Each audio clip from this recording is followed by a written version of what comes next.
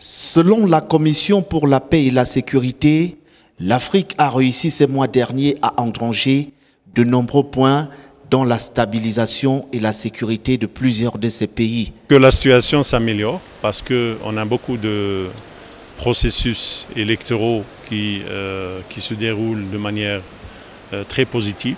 Outre cet indicateur, présentant une nette avancée sur le plan démocratique, plusieurs autres points de satisfaction sont à relever, à l'instar de la rencontre au Soudan entre autorités et groupes rebelles centrafricains. Cet accord que nous venons de réaliser en Centrafrique, qui est un acte,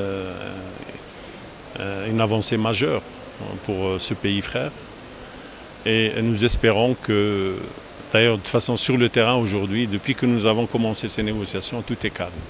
Nous avons également réussi certaines avancées en matière d'éteindre certains feux.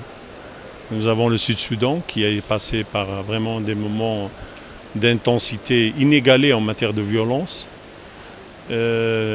Aujourd'hui, le pays calme.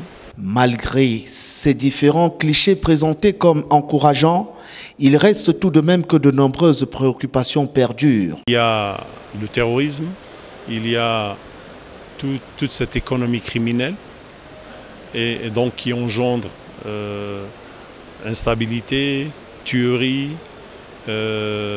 réfugiés, déplacés, mais également ce phénomène de migration illégale qui malheureusement pousse nos jeunes à aller mourir en Méditerranée.